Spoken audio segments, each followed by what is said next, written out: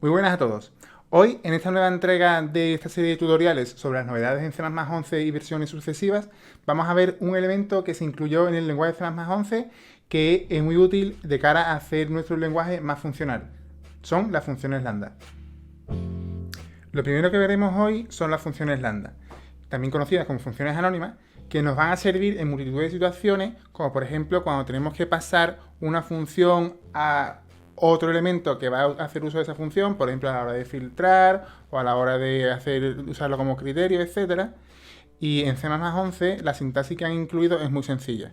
Entonces, suponiendo que vamos a crear una función lambda que simplemente imprima un mensaje cuando llamemos a ella, pues podremos hacer lo siguiente. Vamos a utilizar auto para no tener que escribir el nombre de la función. La vamos a llamar fun y la sintaxis empieza con una serie de corchetes en las que indicaremos las cosas que capturaremos, que de eso hablaremos más adelante. Luego, dos paréntesis en los que indicaremos los argumentos de la función, en los que inicialmente no vamos a poner nada. Y dos llaves en las que vamos a poner el código de la función lambda. En este caso solo vamos a poner un cout. ¿Vale? Hecho esto, podemos llamar a la función lambda de la forma tradicional, usando el nombre de la variable que le hemos puesto.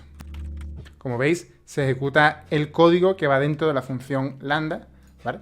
En este caso hemos utilizado auto. Si no sabéis qué es auto, mirad el anterior tutorial, que os lo dejaré en la descripción, para ver qué es lo que hace. Pero básicamente lo que hacemos es ahorrarnos especificar el tipo de la variable fun, ¿vale? Entonces, ¿qué podemos hacer con la función lambda? Con estos elementos que vemos aquí al principio. Bueno, el primero de ellos, como hemos dicho, especifica los grupos de captura. ¿Qué son los grupos de captura?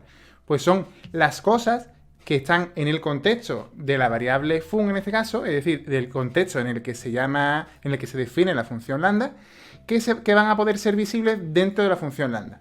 Por ejemplo, supongamos que tenemos una variable fuera que se llama username, que es el nombre de nuestro usuario, que por ejemplo puede ser John, ¿vale? Y imaginad que en el mensaje ese de dentro quisiéramos utilizar esa variable, por ejemplo, hello username. ¿Vale? Si intentásemos hacer esto, ya directamente el editor nos lo está indicando, pero si intentamos compilar, nos va a decir que username no se capturó. Es decir, que no le hemos indicado a la función lambda que username tiene que ser visible dentro del contexto de la función lambda. Entonces, tenemos que hacerlo a través de estos dos corchetes, ¿vale? Aquí dentro podemos indicar, por un lado, qué variables queremos capturar o, de forma genérica, si queremos capturar también todo el entorno, ¿vale? Y hay dos formas de captura. Podemos hacer captura por referencia o captura por copia, ¿vale? Entonces, ¿qué diferencia hay? Pues evidentemente, si es por copia, las variables que se utilicen dentro del entorno de la función lambda serán una copia de la variable que estén fuera del entorno. Sin embargo, si son por referencia, pues evidentemente serán referencias, ¿vale? Entonces, en este caso, si quisiéramos capturar todo el entorno que está fuera de la función lambda por referencia, simplemente tendríamos que poner un ampersand y ya a la hora de ejecutar esto, la función lambda podría tener acceso a username. Aquí vemos que imprime John, y ese username estará haciendo una referencia al username de fuera, ¿vale? Así que si quisiéramos aquí, por ejemplo, modificar username, modificar username, haría una modificación a la variable que está fuera, ¿vale? Si en su lugar quisiéramos hacer un acceso por copia en vez de por referencia, pues en vez de poner un igual, un ampersand, pondríamos un igual, ¿vale? Y en este caso, pues username se estaría poniendo por copia, ¿vale? Supongamos que, por ejemplo, queremos obtener todo el contexto de fuera por referencia, pero la variable username la quisiéramos poner por copia, pues se puede hacer.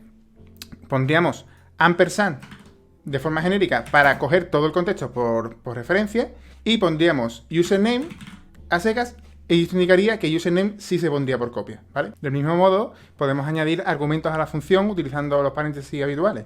Por ejemplo, supongamos que queremos poner, en vez de pillar el username del contexto, pues podríamos pasarlo como un argumento de una función normal y corriente. Pues pondremos el argumento aquí, y a la hora de llamar a la función, pues tendríamos que pasarle un argumento, ¿vale? Entonces, la funcionalidad sería igual.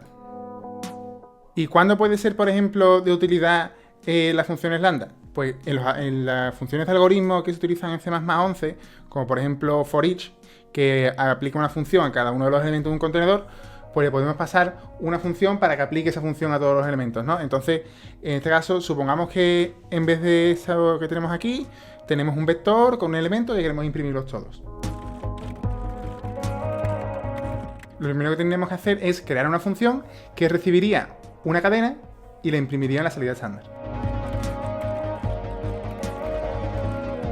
Hecho esto, podríamos llamar a la función std_for_each, que lo que va a recibir es unos iteradores del elemento del contenedor que queramos y la función que queremos que aplicar a cada uno de los elementos del contenedor. Si ejecutamos esto ahora, pues imprimirá cada uno de los elementos llamando una vez a la función printElement por cada uno de los elementos del contenedor. ¿Vale? Como veis aquí, pues se ejecuta hello world for ivar, que es realmente una ejecución de la función printElement por cada uno de los elementos del contenedor. Bueno, y eso es todo por hoy.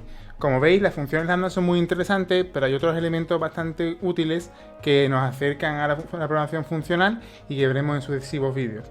Así que para que no perderos ninguno de ellos, acordarse de darle al like y suscribiros al canal y darle a la campanita. Nos vemos en el siguiente vídeo.